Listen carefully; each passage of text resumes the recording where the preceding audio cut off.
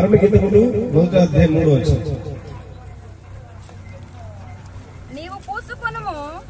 నీవు పూసుకొను పరిమళ తైలము సువాసన గలది. చాలు ప్రార్థన చేసుకున్నాం. వాక్యం కృపానిధి పరిశుద్ధ దయగల తండ్రి యేసయ్యానికి స్తోత్రం.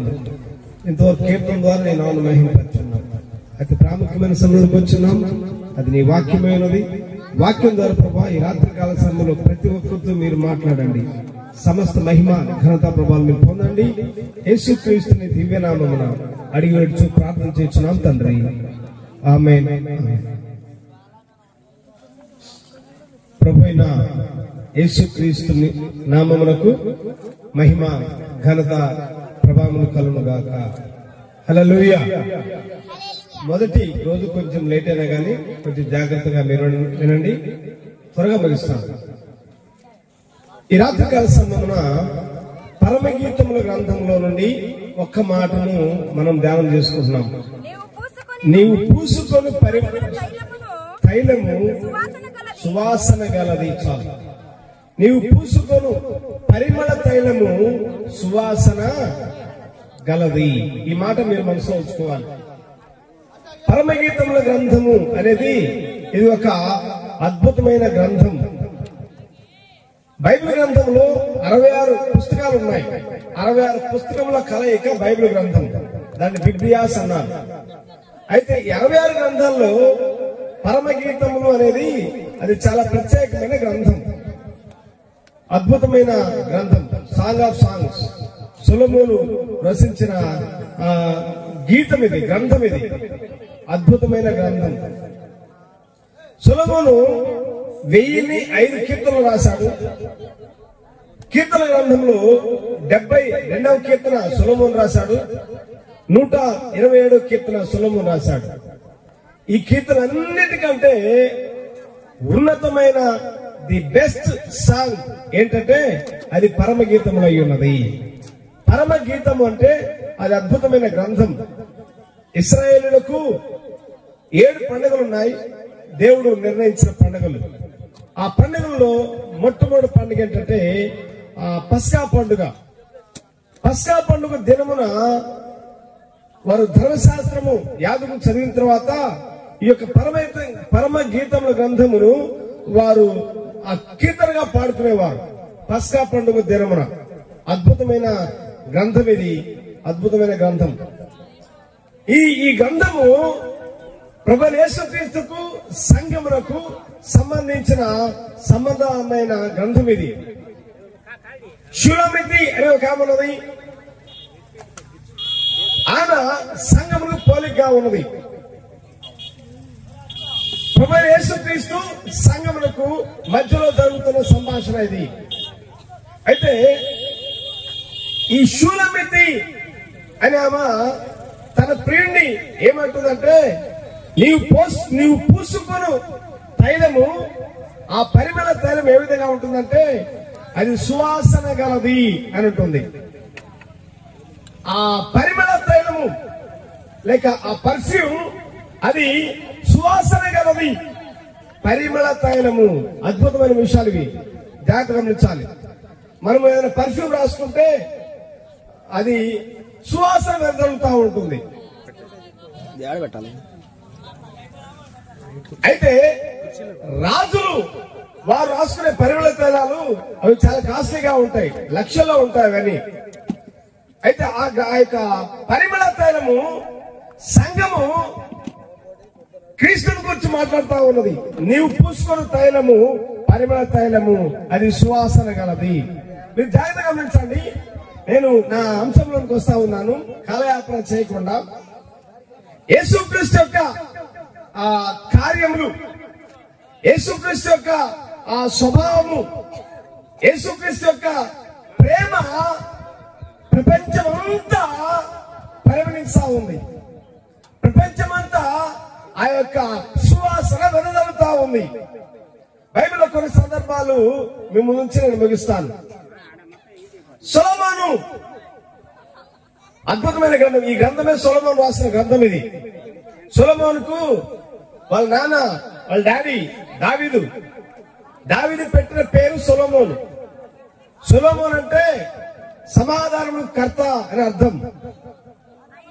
పాస్టర్ గారు ఏం పేరు పెట్టారంటే యెదిద్యా అనే సేవకుడు, ప్రవక్త. ఆ సొలొమోనుకు యెదిద్యా అని పేరు పెట్టాడు ఒక పాస్టర్ గారు. యెదిద్యా అంటే యెహోవాకు ప్రియుడు అని అర్థం.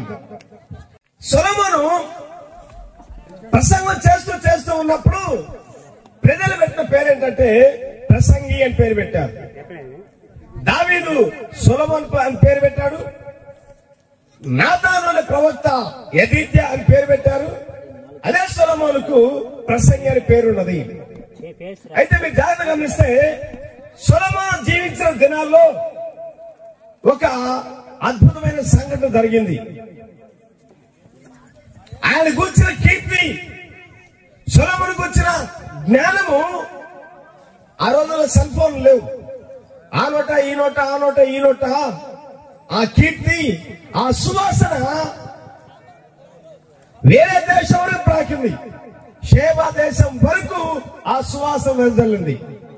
నీవు పూసుకున్న తైలము, పరిమళ తైలము, అది సువాసన గలది. సొలొమోనుకు దేవుడిచ్చిన జ్ఞానము, సొలొమోను యొక్క వైభవము, సొలొమోను సామ్రాజ్య పరిపాలన, అడ్మినిస్ట్రేషన్, ఆ పరిమళ తైలము, ఆ సువాసన షేబా దేశం వరకు వ్యాపించింది. షేబా దేశం వరకు ఆ సువాసన వెదజల్లింది. ఆ షేబా దేశంలో ఒక రాణి ఉన్నది.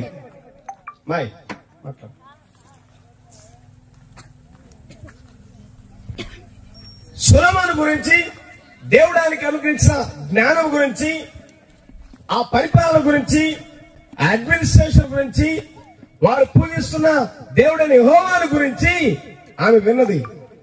విని ఏం చేసిందంటే తన దగ్గర ఉన్న పూజారులందరూ పిలిపించింది. నేను సొలొమోను అనే రాజును గురించి విన్నాను. వారి దేవుడు యెహోవా అంట. వారి పరిపాలన చాలా అద్భుతంగా ఉంది. యెరూషలేములో ఆయన పరిపాలన, ఆ సువాసన, ఆయన గురించిన కీర్తి నాకు వినబడింది. నేను ఆ దేశంలోనికి వెళ్ళాలి అనుకుంటున్నాను అని అన్నది. అక్కడ పూజారులు అన్నారు, అమ్మా నీకు మన దేశంలో ఆరాధన చేసుకోవాలంటే చాలా ఉన్నాయి, కానీ నీవు మాత్రం అక్కడికి వెళ్ళొద్దని చెప్పాను. షేబా దేశపు రాణి, నా ఆత్మ, నా అంతరాత్మ ఒత్తిడి చేస్తుంది, మీరు నన్ను బాయ్కాట్ చేసినా పర్వాలేదు కానీ నేను అక్కడికి వెళ్తాను అని చెప్పింది. అప్పుడు షేబా దేశపు రాణి ఆ యొక్క షేబా దేశంలో నుండి కొంతమంది పనికత్తలను వెంట పెట్టుకొని ఆమె ప్రయాణం చేస్తున్న షేబా దేశంలో నుండి రాత్రి వేళ సమయంలో ఆమె ఒంటెల మీద ప్రయాణం, యూఫ్రటీస్, టైగ్రిస్ అవన్నీ దాటుకొని ఆమె యెరూషలేములోనికి రావాలి, సొలొమోను దగ్గర రావాలి. 90 రోజులు టైం పట్టింది ఆమెకు. 3 నెలలు టైం పట్టింది ఆమె సొలొమోను దగ్గర రావటానికి. సొలొమోను దగ్గరికి వచ్చి రాగానే ఆయనకు మీటింగ్ లో ఉన్నాడు. ఇప్పుడు మన మధ్యలో ఒక సిస్టర్ వచ్చింది, ఆమె షేబా దేశం నుండి వచ్చింది, ఆమె రాణి. ఆమె ఇక్కడికి వచ్చింది, ఎందుకు వచ్చిందంటే ఈ దేశ పరిపాలన గురించి, ఈ దేశ సామ్రాజ్యం గురించి, ఈ యెహోవా దేవుని గురించి, మన అడ్మినిస్ట్రేషన్ గురించి తెలుసుకోవడానికి వచ్చింది. ఆమె సొలొమోను యొక్క వైభవము, అక్కడ పనిచేస్తున్న పని మనుషుల యొక్క పనితీరు, ఇవన్నీ చూసి ఆమె ఆశ్చర్యపోయింది. ఎందుకు చెప్తున్నానంటే సొలొమోనుకు వచ్చిన కీర్తి షేబా దేశం వరకు వ్యాపించింది. ఆయన పూసుకున్న పరిమళ తైలము షేబా దేశం వరకు వ్యాపించింది. హల్లెలూయా. ఆయన అన్నది అక్కడికి వచ్చి, అయ్యా నేను వచ్చి అక్కడ విన్నదానికంటే ఇక్కడ చూసింది ఎక్కువ అని చెప్పింది. ఇక్కడ చూసిన దాంట్లో సగం కూడా నేను అక్కడ వెళ్ళలేదని చెప్పింది అక్కడ. హల్లెలూయా. పిల్లరా, సొలొమోను ప్రభువు యేసుక్రీస్తు సాదృశ్యమై ఉన్నాడు. ఇప్పుడు ఈ పరమగీతముల గ్రంథంలో షూలమ్మితి అనే యొక్క అమ్మాయి పెళ్లి కుమార్తె సాదృశ్యమై ఉన్నది.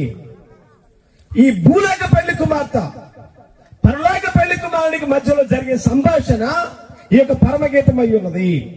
మరోసారి చెప్తున్నా, ఈ భూలోక పెళ్లి కుమార్తెకు పరలోక పెళ్లి కుమారునికి మధ్యలో జరిగే సంభాషణ ఈ యొక్క పరమగీతం గ్రంథమై ఉన్నది. పరమగీతంలో 8 అధ్యాయాలు ఉన్నాయి. 8వ అధ్యాయంలో మీరు బాగా తరచి చూస్తే 3 భాగాలుగా ఇది విభజించబడతా ఉంటుంది. అది ప్రారంభ దశ ఉన్నది, మధ్యస్థ దశ ఉన్నది, చివరి దశ. పరమగీతంలో ప్రారంభ దశ ఏంటంటే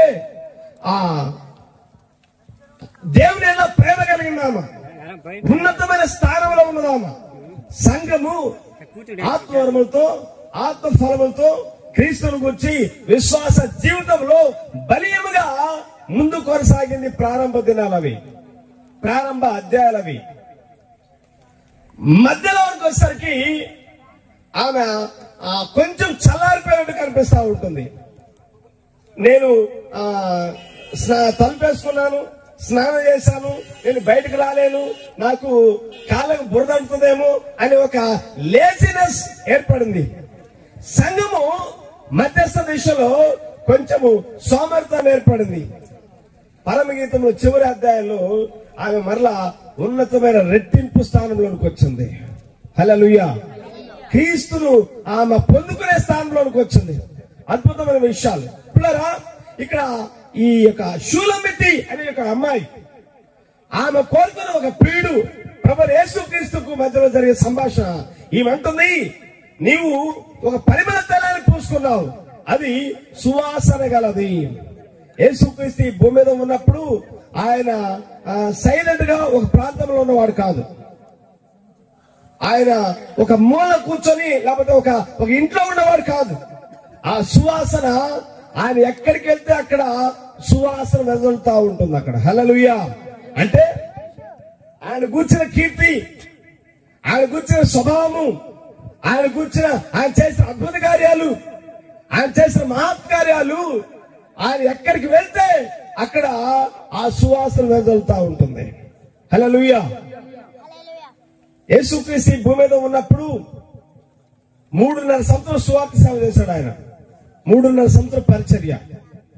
ఆ సువార్త పరిచర్య ఎక్కడ ప్రవహించిందంటే, ఆ సువాసన ఎక్కడ వెళ్ళిందంటే ఒక దినమున ఎరికో పట్టణంలోనికి వెళ్ళింది. ఎరికో పట్టణం అనేది సముద్ర మట్టమునకు సమాంతరం కట్టబడిన పట్టణం. ఎరికో పట్టణము ఒకప్పుడు శపించబడిన పట్టణం. అది యెహోషువ అనే ప్రవక్త ఆ ఎరికో పట్టణాన్ని శపించాడు. ఈ పట్టణాన్ని ఎవరు పునాది వేస్తాడో వారి పెద్ద కుమారుడు చనిపోతాడని శపించాడు. అది సముద్ర మట్టమునకు సమాంతరం కట్టబడిన పట్టణం, ఒక లోయెస్ట్ సిటీ అది. ఆ ఎరికో పట్టణంలో అక్కడ కొంతమంది జీవిస్తా ఉన్నారు. అయితే యేసును గురించిన వార్త, అది ఆ సువాసన ఎరికో పట్టణంలోనికి ప్రాకింది. అక్కడ ఒక వ్యక్తి ఉన్నాడు. ఆ వ్యక్తి పేరు బర్తిమయి. బర్తిమయి గుడ్డివాడు, పుట్టుకతో అంధుడు కాదు అతను. బర్తిమయి గురించి మీరందరూ చాలా మంది తెలుసు. అతను పుట్టుకతో అంధుడు కాదు, కానీ మధ్యలో కొన్ని పరిస్థితులను బట్టి అతను కళ్ళు పోయాయి. అతను పెరిగాడు, పెద్దవాడయ్యాడు. పెద్దవాడైన తర్వాత తనకు వివాహమైంది. దేవుడు ఒక చక్కని బిడ్డనిచ్చాడు. అయితే గుడ్డి వాళ్ళకు, కన్నులేని వాళ్ళకు దేవుడు ఏదో ఒక టాలెంట్ పెడతాడు. అయితే భర్తం ఏం చేస్తారంటే, తన దగ్గర ఒక గొర్రె పిల్ల ఉన్నది, 2 పావురాలు ఉన్నాయి. ఈ గొర్రె పిల్ల ఏం చేస్తారంటే దారి చూపిస్తా ఉంటుంది, తాడు పట్టుకుంటే మెల్లగా ముందుకెళ్తా ఉంటుంది. ఆ ఎరికో పట్టణము ఆ గోడ దగ్గర అక్కడ ఒక రాయి ఉంటే అక్కడ కూర్చునేవాడు. తన దగ్గర 2 పావుర పిల్లలు ఉన్నాయి. ఈ 2 పావుర పిల్లలను ఒక రకమైన ఆట ఆడించేవాడు. ఎరుకో పట్టణము ధనవంతమైన పట్టణం, జక్కయ్య లాంటి వారు ఉన్న ప్రాంతం అది. వారు డ్యూటీలకు వెళ్ళేటప్పుడు ఈ యొక్క బర్తిమై అనే వ్యక్తి ఆ ఆట ఆడించే ఆటను చూసి వారంతా కొంత భిక్ష వేసి వెళ్ళిపోయేవారు. ఈ విధంగా బర్తిమై ప్రతిరోజు తన యొక్క జీవన విధానాన్ని, తన కుటుంబాన్ని పోషించుకునేవాడు. ఒకసారి బర్తిమై తన భార్యకు జబ్బు చేసింది, ప్రాణాపాయ స్థితిలో ఉన్నదామా. బర్తిమై ప్రార్థన చేశాడు, ప్రభువా నా పరిస్థితి తెలుసు, నీవు నా భార్యను బ్రతికిస్తే నాకు 2 పావుర పిల్లలు ఉన్నాయి, ఆ 2 పావుర పిల్లలు నీకు సమర్పిస్తాను ప్రభువా అన్నాడు అని ప్రార్థన చేసుకున్నాడు. దేవుడు ఆమెను బ్రతికించాడు, స్వస్థత ఇచ్చాడు. వెంటనే ఏం ఆలస్యం చేయకుండా ఆ 2 పావుర పిల్లలు మందిరం దగ్గర తీసుకెళ్లి యాజకులకు ఇచ్చి సమర్పించాడు. తర్వాత తనకున్న ఏకైక బిడ్డ ప్రాణాపాయ స్థితిలో ఉన్నది. ఇక మరలా బర్తిమై ప్రార్థన చేయటం ప్రారంభించాడు. ప్రభువా, నాకు వేరే మార్గం ఏది లేదు. ఎందుకంటే నువ్వు చెప్పావు, మనుషులను నమ్ముకోవటం కంటే రాజులను నమ్ముకోవటం కంటే యెహోవాను ఆశ్రయించడమే. కొండలు తట్టు కనులెత్తినా గాని నాకు సాయము ఎక్కడ లేదు ప్రభువా, నాకు నీవే మార్గమని ప్రార్థన చేసుకున్నాడు. దేవుడు ఆయన ప్రార్థన ఆలకించాడు. తన బిడ్డను బ్రతికించాడు.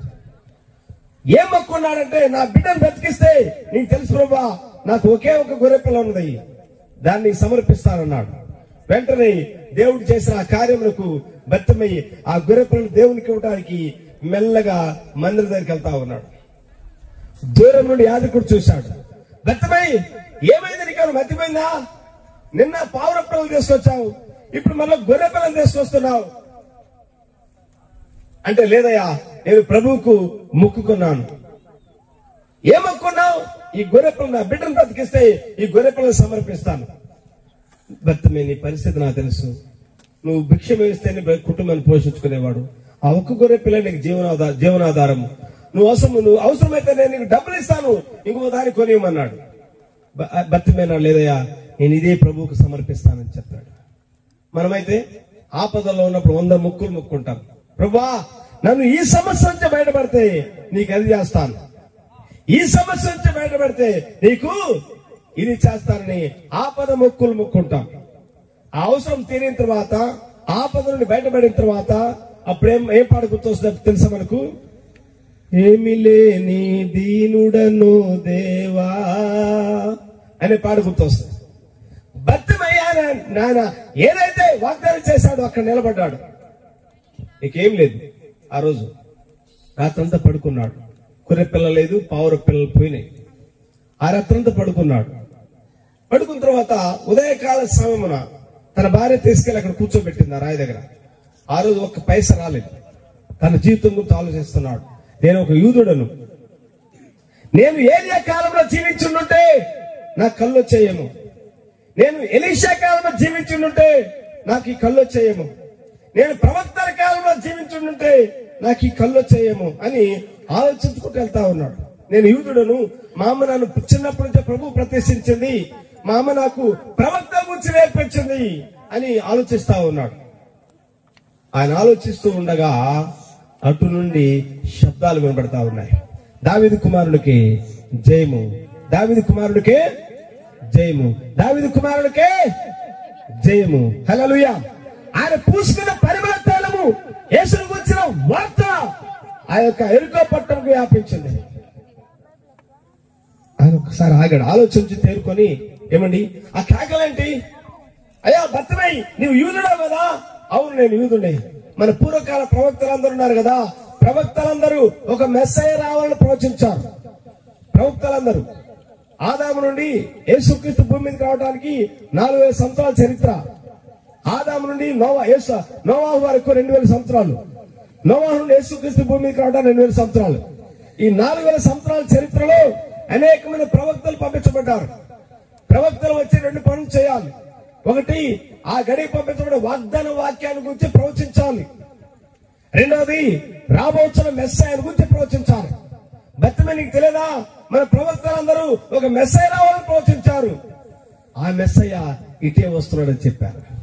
హల్లెలూయా. ఇక బర్తిమై అవకాశాన్ని పోగొట్టుకోదలుచుకోలేదు. ప్రతి ఒక్కరికి దేవుడు ఒక అవకాశం ఇస్తాడు. ఆయన ఆ మార్గంలో వస్తున్నాడు అనే వార్త విన్నాడు. హల్లెలూయా. ప్రతి ఒక్కరికి దేవుడు ఒక ఛాయిస్ ఇస్తాడు. ఆయన నీ సముఖంలోకి వచ్చే అవకాశం దేవుడు నీకు ఇస్తాడు. బర్తిమై ఆ అవకాశాన్ని పోగొట్టుకోలేదు. నాకెందుకని అనుకోలేదు. ప్రభువా, నా జీవితం అంతా నేను ఎదురు చూస్తున్న సమయం ఇదే అని. అప్పుడు బర్తిమై ఏమని మొరపెట్టడం ప్రారంభించాడంటే, దావీదు కుమారుడా, నన్ను కనికరించుము. Have mercy on me. దావీదు కుమారుడా, నన్ను కనికరించుము.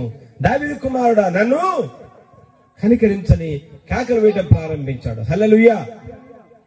దావీదు కుమారుడా, నన్ను దాటిపోకయ్యా, నజరేతు వాడా, నువ్వు విడచిపోకయ్యా. దావీదు కుమారుడా, నన్ను దాటిపోకయ్యా, నజరేతువాడా నన్ను విడచిపోవయ్యా.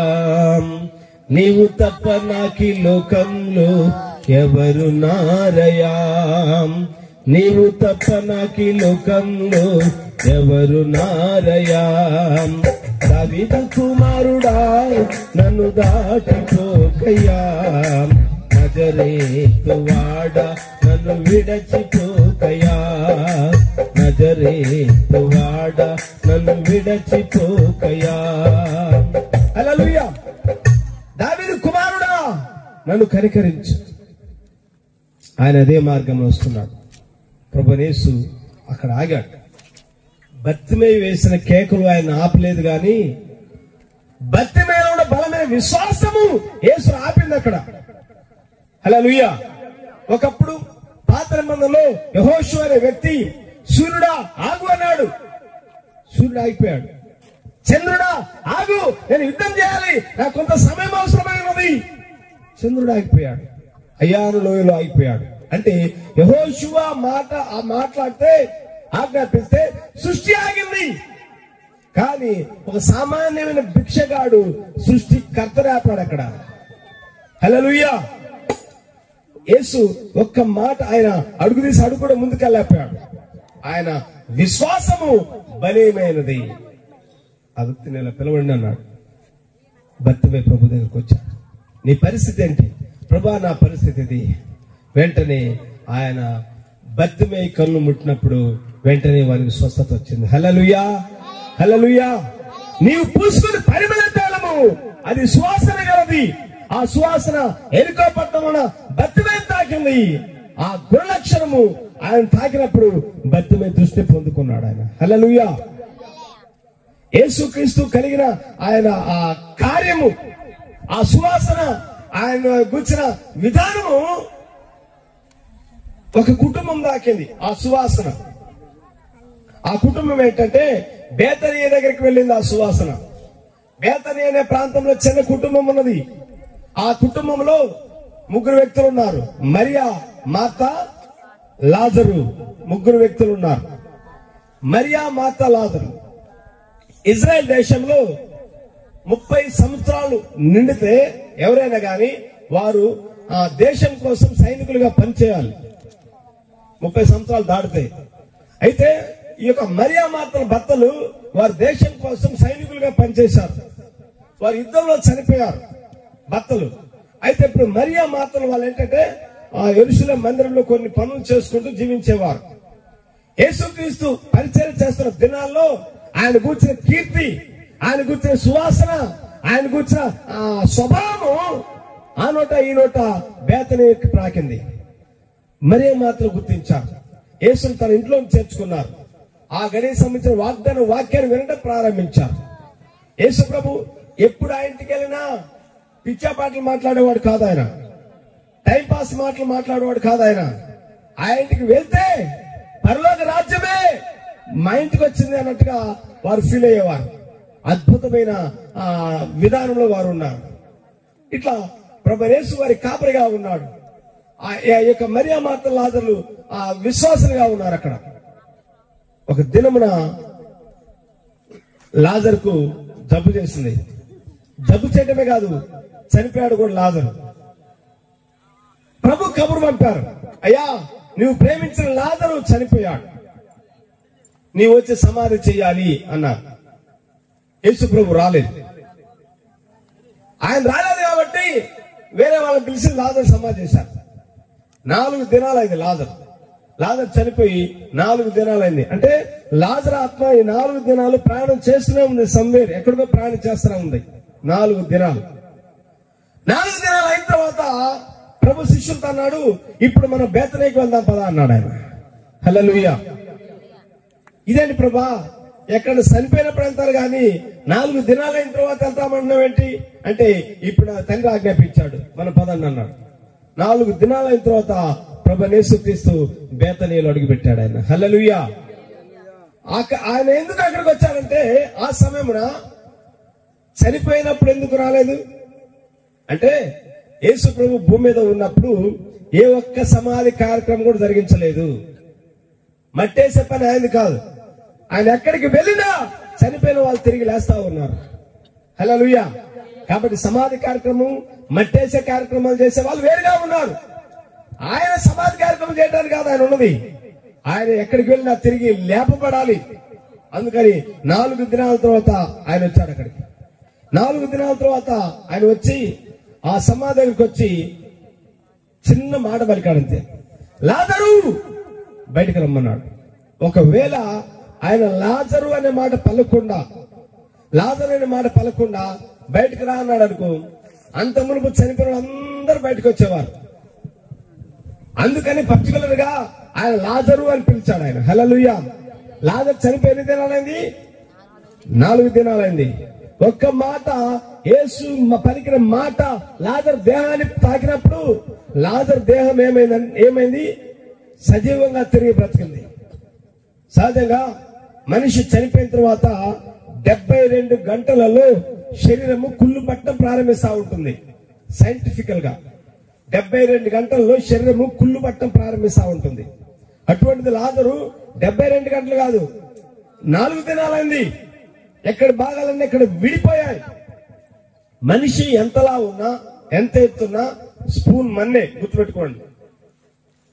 నువ్వు 70 కేజీలున్నా, 80 కేజీలున్నా చనిపోయిన తర్వాత స్పూన్ మన్నే.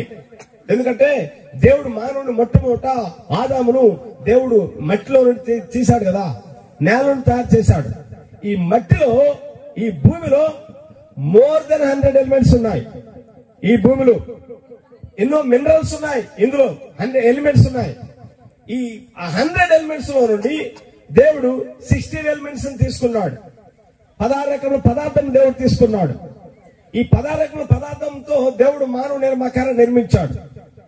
మీ శరీరాన్ని నాకు చూడండి, ఇది ఉప్పగా ఉంది అంటే ఇందులో సాల్ట్ ఉంది. మీరు డాక్టర్ గారి దగ్గరికి వెళ్తే డాక్టర్ గారు మీకు ఐరన్ టాబ్లెట్లు ఇస్తారు అంటే ఇందులో ఏముంది? ఐరన్ ఉందని అర్థం.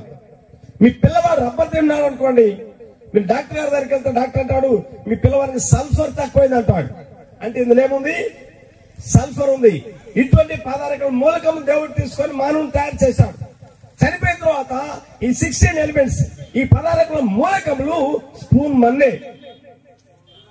నువ్వు చనిపోయిన తర్వాత ఎక్కడైతే సమాధిలో పెట్టబడ్డావో ఆ సమాధి దగ్గరికి వచ్చి ఆయన లేపాల్సిన పని లేదు. ఈ స్పూన్ మన్నును ఆయన ఎక్కడైనా తీసుకొని he can create you again. పౌలు అన్నాడు ఈ భూ సంబంధమైన గుడారము శిథిలమైపోని ఎడలా అన్నాడు. అంటే చనిపోయిన తర్వాత ఈ గుడారము డిజాల్వ్ అయిపోతా ఉంటుంది, కరిగిపోతా ఉంటుంది. అటువంటిది లాజరు 4 దినాలైంది, ఎక్కడి భాగాలు అక్కడ విడిపోయాయి.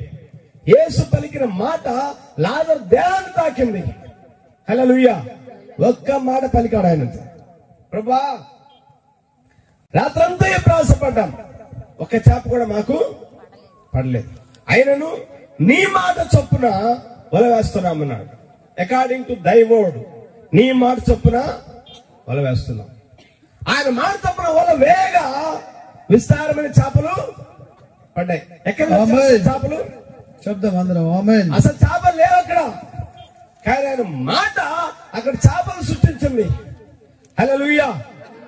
ఒక్క మాట పలిగితే అక్కడ గొప్ప కార్యాలు జరిగాయి. ఆయన ఒక మాట పలిగితే ఓ చెట్టు ఎండిపోగలదు, మరొక చెట్టు జీవం పొందుకోగలదు.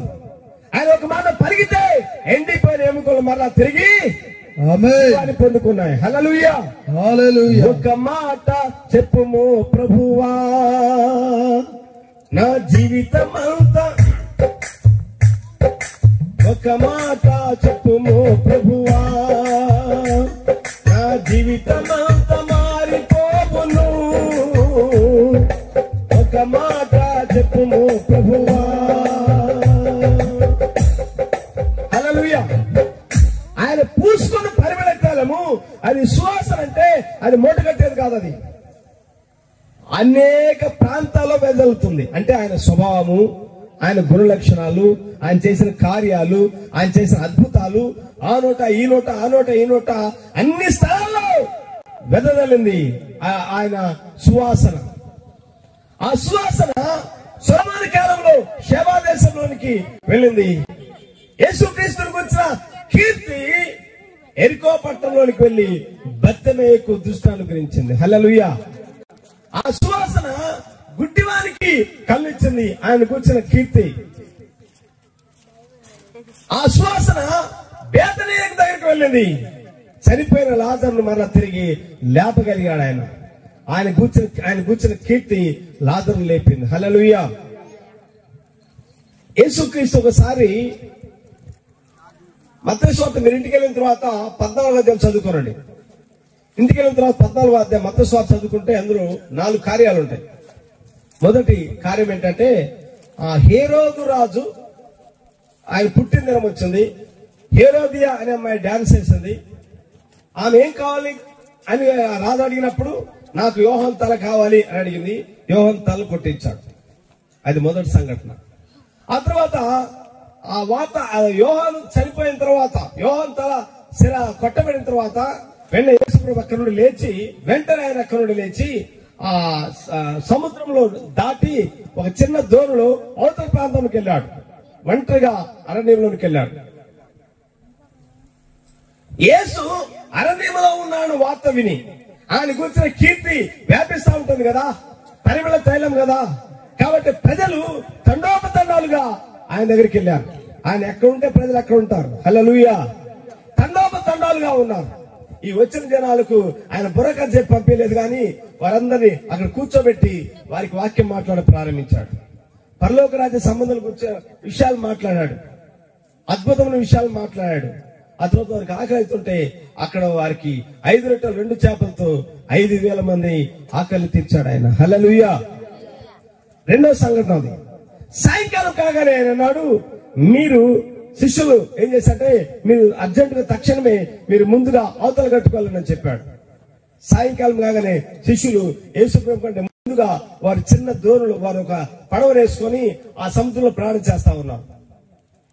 సాయంకాలం మొదలుకొని వాళ్ళు ప్రయాణం చేస్తా ఉన్నప్పుడు యేసుప్రభు అక్కడ 9 గంటల ప్రేయర్లో ఉన్నాడు, ఆయన ప్రార్థనలో ఉన్నాడు ఆయన. హల్లెలూయా. ఈ సముద్రంలో ప్రయాణం చేస్తా ఉన్నప్పుడు సముద్రం మీద సాక్ష్యము అనే గ్రంథం చదవండి, నేను చెప్పే విషయాలు మీకు ఉంటాయి. అప్పుడు శిష్యులు ఆ సముద్రం మీద ప్రయాణం చేస్తా ఉన్నప్పుడు, వారు ఆ దోణిలో ఉన్నప్పుడు వారు కూటమి పెట్టుకున్నారు. ఒక మీటింగ్ జరిగింది. ఆ మీటింగ్ లో శిష్యులు ఒకరి గురించి ఒకరు సాక్ష్యాలు చెప్పుకుంటున్నారు. యేసుని గురించిన కీర్తి, యేసుని ఆయన పూసుకున్న పరిమళ తైలము, ఆయన గురించిన కీర్తి మొట్టమొదట అపోస్తలులను తాకింది. వారు ఆ సముద్రం మీద ప్రయాణం చేస్తూ వారు ఏం మాట్లాడుకున్నారంటే, మొట్టమొదట యోహాను లేచాడు. యోహాను లేచి, సహోదరులరా, మనము ఒక ఫకీర్ని వెంబడించట్లేదు, మనం వెంబడించే ఆయన ఎవరో కాదు, కానీ మన పూర్వకాల ప్రవక్తలు పలికిన ఆ ప్రవచించిన మెస్సాయను వెంబడిస్తా ఉన్నాం. ఆ గొప్ప దేవుడే సర్వ మానవ పాప పరిహార్థమై శరీరధారిగా ఇమ్మానుయేలుగా భూమి మీదకి వచ్చాడు ఆయన. అటువంటి గొప్ప వ్యక్తిని మనం వెంబడిస్తా ఉన్నాం. నాకు నా జీవితంలో ఒక సంఘటన నేను స్వయంగా చూశాను.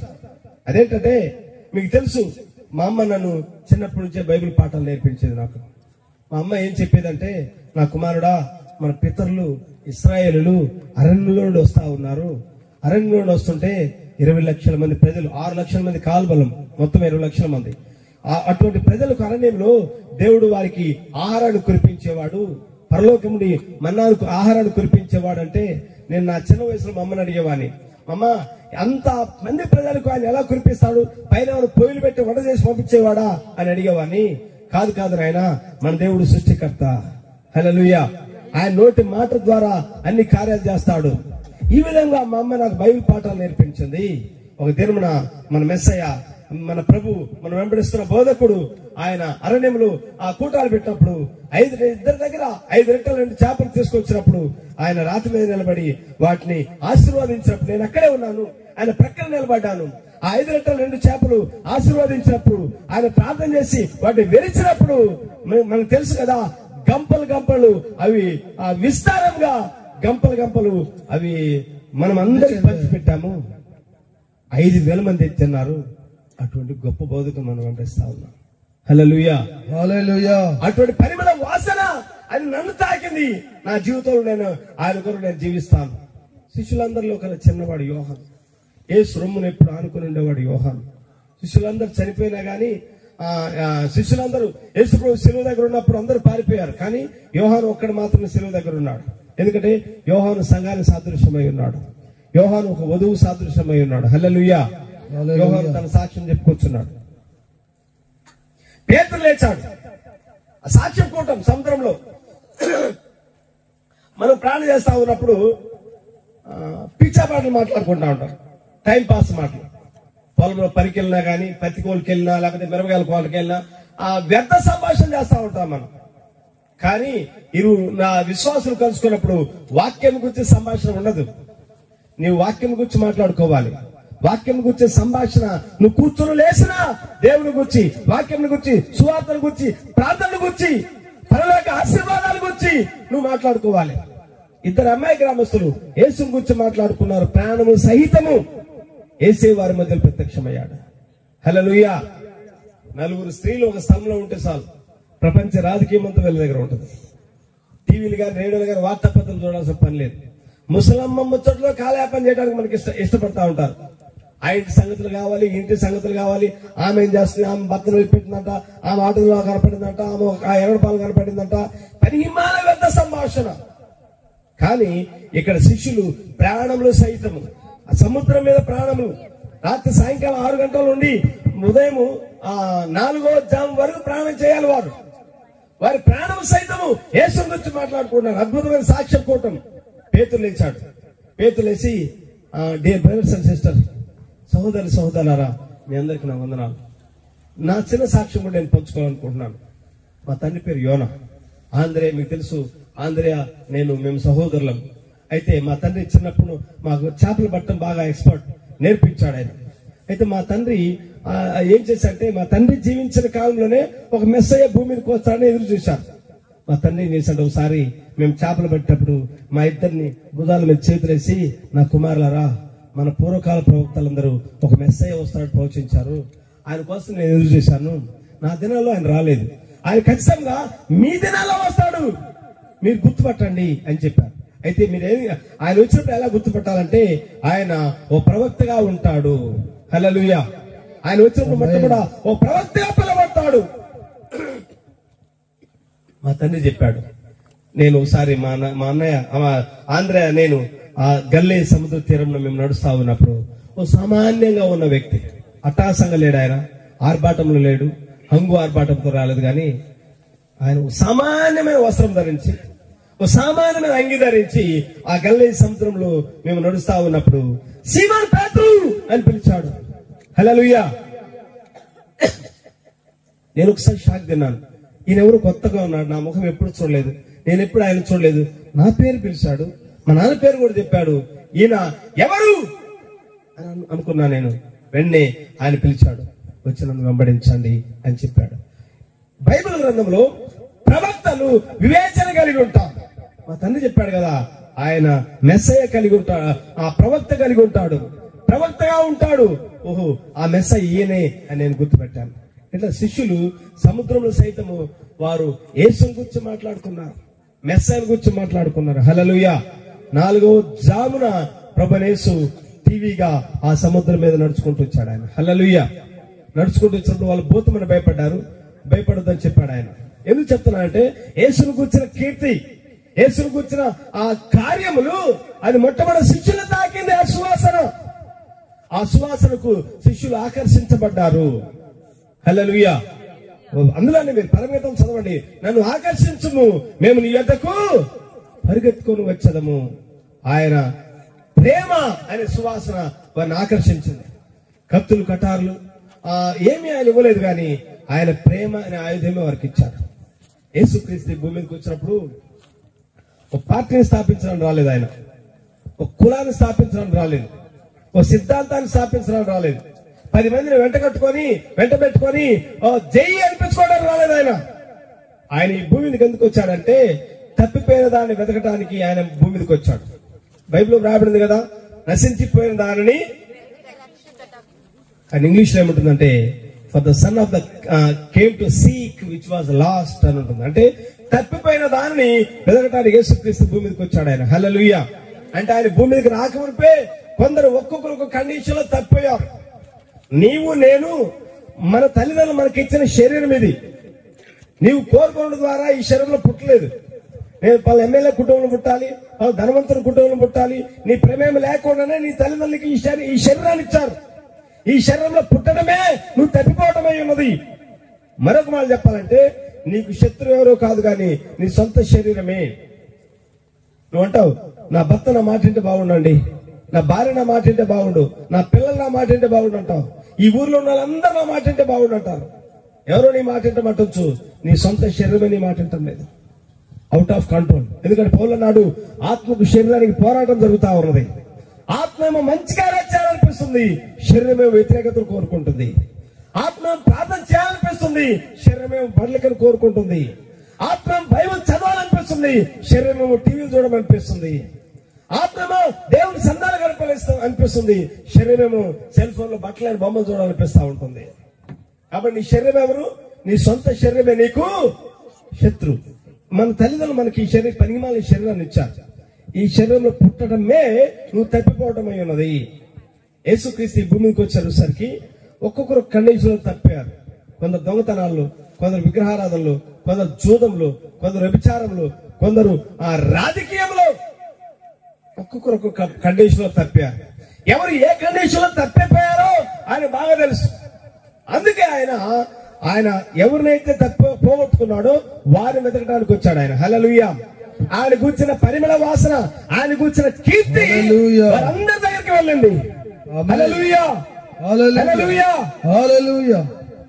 ఆయన కూర్చున్న పరిమళ వాసన సమరయ పట్టణంలోనికి వెళ్ళింది. ఒకసారి సమరయ పట్టణం, ప్రపంచంలో 3 జాతులు ఉన్నారు: యూదులు, అన్యులు, సమరయులు. యూదులు, ఇశ్రాయేలు ఒకే జాతి వారు. అన్యులు అంటే ఆకాశం కింద ఉన్న ఆ ఇశ్రాయేలు తప్ప ప్రతి జాతి వారు అన్యులు. అది ఇండియా గాని, జర్మనీ గాని, జపాన్ గాని, రష్యా గాని, అమెరికా గాని, ఆకాశం కింద ఉన్న ప్రతి దేశం వారు అన్ని జనుల కిందకు వస్తారు. మూడోది సమరయులు. ఒక యూదునికి, ఒక అన్య స్త్రీకి పుట్టిన మిశ్రమ వ్యక్తి సమరయుడు. ఆ సమరయ పట్టణంలో ఆయన ఒకసారి హైవేలో ప్రయాణం చేస్తూ హైవే దాటుకొని ఆ ఊర్లోనికి వెళ్లాల్సి వచ్చింది. ఆయన ఆ సమరయపట్నంలోకి వెళ్ళాడు. ఆ పట్టణం వరకు ఆయన కూర్చొని కీర్తి వ్యాపించింది. ఎన్నో సంఘటనలు అక్కడ జరిగి ఉండొచ్చు, కానీ ఒక అద్భుతమైన సంఘటన, క్రైస్తవులు మర్చిపోలేని సంఘటన బైబిల్లో రాయబడింది. ఒక స్త్రీ అలసిపోయిన జీవితంతో నడుచుకుంటూ బావి దగ్గరకు వచ్చింది. దూరం నుండి చూసింది. ఆ బావి దగ్గర ఒకసారి అసలు ప్రభు అక్కడ ఉంచున్నాడు. ఏంటి ఈరోజు ఎవరు ఉండేవారు కాదా ఈ టైంలో? ఎవరు కొత్త వ్యక్తి అక్కడ ఉన్నాడు. సరే, ఎవరైతే నాకెందుకులే అని ఆమె నడుచుకుంటూ ఆ బావి దగ్గరికి వెళ్ళింది. ఏం చూడలేదు, ఎందుకంటే ఆమె అలసిపోయింది. తన జీవితంలో అలసిపోయింది. 5 భర్తలతో ఆ కడవ లోపలేసింది. ఆమె చేదుకున్నప్పుడు ఇటు నుండి స్వరం వినబడింది, అమ్మా నాకు దాహమునకు ఇమ్ము అన్నాడు. ఒక్కసారి ఆమె ఇలా చూసింది. ఆయన వేసుకున్న వస్త్రధారణ చూసి, యూదుడవు కదా నీవు అన్నది. యూదుడవైన నీవు అన్నది. ప్రభు అన్నాడు, అసలు నేను ఎవరు తెలుసుంటే నువ్వు నీ ఇలా మాట్లాడదాను కాదు, నువ్వు వెళ్ళి నీ భర్తను తీసుకుందామన్నాడు. Go and get your husband అన్నాడు. నీవు నీ భర్తను భర్తలందరినీ తీసుకురామన్నాడా? నీకున్న భర్తలందరిని తీసుకొని రానాడా? నీ భర్తను తీసుకొని రమ్మన్నాడు. ఏ భర్తను తీసుకొని రావాలో అర్థం కాలే ఆమెకు. గుండెలో రాయబడ్డది. సింపుల్ గా నాకు భర్త లేడు అని చెప్పింది, ఎస్కేప్ అయింది. ప్రభు అన్నాడు, నిజమే నీ పరిస్థితి ఇది అని చెప్పినప్పుడు, హృదయరాశాలు వేచించినప్పుడు అప్పుడు అన్నదామా, నీవు ప్రవక్తను నేను నమ్ముచున్నాను అన్నదామా. హల్లెలూయా. తర్వాత ఆమెను ఆయన 3వ విషయంలో తీసుకెళ్లాడు. అంటే నిజమైన ఆరాధన గురించి మాట్లాడాడు ఆయన. ఒక దినం రానే ఉన్నది. ఆ దినమున ఇక్కడ గాని, యెరూషలేములో గాని 4 గోడల మధ్య దేవుడు ఆరాధించబడు. ఎందుకంటే దేవుడు ఆత్మ కనుక ఆయన ఆరాధించేవారు ఆత్మతోను సత్యంతో. నిజమైన ఆరాధన గురించి మాట్లాడాడు. ఎప్పుడైతే ఆయన రియల్ వర్షిప్ గురించి మాట్లాడాడో అప్పుడు అన్నదామా, అయ్యా మెస్సయ్య అనబడిన ఆయన వచ్చినప్పుడు మాకు ఈ సంగతులన్నీ సవివరముగా తెలియజేయబడతాయి. ప్రభు అన్నాడు, నీతో మాట్లాడుచున్నా నేనే అన్నాడు ఆయన. అప్పుడు 29 వచ్చి ఉంటుంది, ఈయన క్రీస్తు కాడా అని సమరయ పట్టణంలోనికి వెళ్ళి పిలిచింది ఆమె. హల్లెలూయా.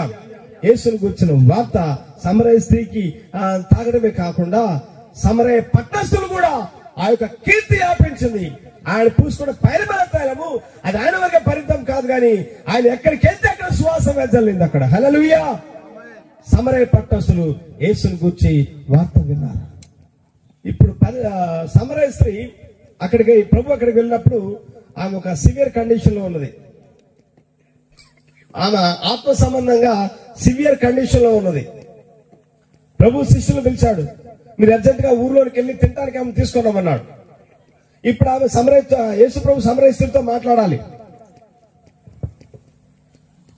మీరు హాస్పిటల్కి వెళ్ళినప్పుడు మీకు బంధువులు ఎవరైనా హాస్పిటల్లో డాక్టర్ గారు ఆపరేషన్ చేసినప్పుడు ఐసీయూలో ఆ పేషెంట్ పెడతారు కదా, ఆపరేషన్ చేసినప్పుడు మీరు వెళ్ళి అడగండి, సార్ ఆమెకు నేను అమ్మని అవుతానండి, ఆమెకు నేను కూతురు అవుతాను, ఆమెకు నేను సొంత బంధువు అండి, నన్ను ఒక్కదాని లోపలికి రానివ్వండి అని అడిగి చూడండి. డాక్టర్ గారు ఏమంటాడు, నువ్వెవరు అయినా నువ్వు బయట ఉండమంటాడు. ఎందుకంటే డాక్టర్ గారి డిస్టర్బెన్స్ ఉండదు. ఆపరేషన్ చేసినప్పుడు చాలా ప్రశస్తమైన టైం అది, జీవ మరణాల మధ్యలో జరిగే సమయం అది. ఆయన డిస్టర్బెన్స్ ఉండకూడదు.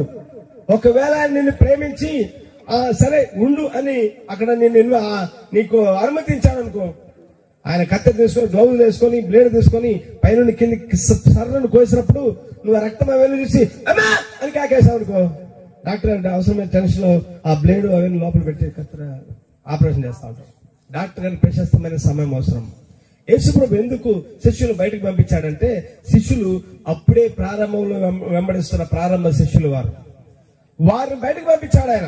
ఇప్పుడు సమరయ స్త్రీ సివియర్ కండిషన్ లో ఉన్నదామా, ఎందుకు బ్రతుకుతున్నారో అర్థం కాని పరిస్థితి, 5 భర్తల మధ్యలో ట్రాప్ అయిపోయిందామా, ఇరకపోయింది. అయితే ప్రభు యేసుక్రీస్తు అక్కడికి ఎందుకు వెళ్ళాడంటే, ఆమె ఎవరో కాదు కానీ ఆయన కుమార్తె అయి ఉన్నది. హల్లెలూయా. పరమ వైద్యుడుగా యేసుక్రీస్తు అక్కడికి వెళ్ళాడు బావి దగ్గరికి. నేను ఒక 20 పాటలు దాకా రాశాను. మా అల్లుడికి ఆ పాట కాసెట్ చేయమని చెప్తా ఉన్నాను. అందులో రాసిన పాట ఏంటంటే, పరమ వైద్యుడు ఇక్కడున్నాడు, పరమదేవుడు ఇప్పుడున్నాడు, పరమ వైద్యుడు ఇక్కడున్నాడు, పరమదేవుడు ఇప్పుడున్నాడు, స్వస్థత పొందుకో సోదరా, రక్షణ నుండుమో సోదరి, స్వస్థత పొందుకో సోదరా, రక్షణ నుండుమో సోదరి, పరమ వైద్యుడు ఇక్కడున్నాడు, పరమ దేవుడు ఇప్పుడున్నాడు.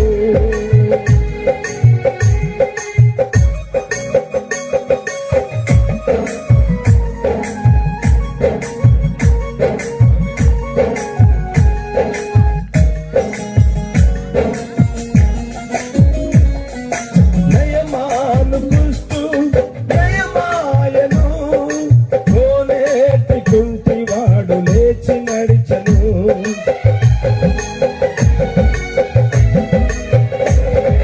నయమాను కుస్తు నయమాయను, కోనేటి కుంటివాడు లేచి నడిచను, వృత్తి దీక్షగాడు దృష్టి నోదను, వృత్తి దీక్షగాడు దృష్టి నోదను, వైద్యులకు వైద్యుడేసు ఇక్కడున్నాడు, వైద్యులకు వైద్యుడేసు ఇక్కడున్నాడు, పరమ వైద్యుడు ఇక్కడున్నాడు, పరమ దేవుడు ఇప్పుడున్నాడు. హల్లెలూయా. పరమ వైద్యుడుగా ఆమె బావి దగ్గరికి వెళ్ళి ఆమెను పరిపూర్ణంగా శుద్ధీకరించి రక్షించాడు. హల్లెలూయా. పరమగీతంలో రాబడింది, మనం చదువుకున్న వాక్యము, ఆయన ప్రియుడితో మాట్లాడుతున్నది, నీవు పోసుకున్న పరిమళ తైలము అది సువాసన గలది. నేను ఎండకెళ్ళిన దానను నల్లని దానను, నా జీవితం పనికిరాని జీవితము, మా జీవితం ఎందుకు పనికిరాడు జీవితము, మా కుటుంబము మా వంశము మా జీవితంలో ఏ మంచి లేదు. అయినా ప్రభువా నీవు నీ యొక్క నీ యొక్క కీర్తితో నన్ను ఆకర్షించావు, నీ ప్రేమతో నన్ను ఆకర్షించావు ప్రభువా. ఆ ప్రేమ బంధాలు, ఆ ప్రేమ హస్తాల దగ్గర నన్ను తీసుకొచ్చా ప్రభా, ఆ ప్రేమ ఎదుకు నన్ను తీసుకొచ్చా ప్రభా అని ఆమె పాడే పాట అద్భుతం. నీవు పూసుకొని తైలము అది సువాసన గలది. యేసుక్రీస్తు కూర్చున్న ప్రేమ సువాసన అది సిలువలు ప్రభు యేసుక్రీస్తు ప్రాణం పెట్టినప్పుడు అది యెరూషలేములో అయిపోలేదు కానీ యూదయ, సమరయ, పరిసర ప్రపంచం అంతా వ్యాపించింది. ఎక్కడ చూసినా ప్రభు యేసుక్రీస్తును గురించిన సువార్త, యేసుక్రీస్తు నామమును గురించిన వార్త ప్రపంచం అంతా ప్రాకింది. ఆయన నామమునకు, ఆ సువార్తకు రాజులు అనమన్నవారు ఆకర్షించబడ్డారు, మేధావులు అనమన్నవారు ఆకర్షించబడ్డారు, గొప్పవారు అనమన్నవారు ఆకర్షించబడ్డారు. 2000 సంవత్సరాల నుంచి ఆ యొక్క సువాసన ప్రయాణం చేసుకుంటూ అది ఇప్పుడు నీ దగ్గరకు వచ్చింది. ఆ సువాసన నిన్ను ఆకర్షించింది. బైబిల్ ఎంతమంది భక్తులు ఆకర్షించబడ్డట్టుగా నీవు ఆకర్షించబడ్డావు. ప్రభు యేసుక్రీస్తు ఆయన శిలువ మరణము నీ కొరకే, నిన్ను రక్షించడానికి. ఆ శిలువను గుర్తించి, ఆ మరణాన్ని గుర్తించి, సమాధిని కేకవేకముపై క్రీస్తు ప్రేమను గుర్తించి ఆయన ప్రేమకు నువ్వు బందీ అవ్వాలని ప్రభు నామములో మనం చేస్తున్నాను. ప్రభు మాటలు దీవించుగాక. ఆమేన్.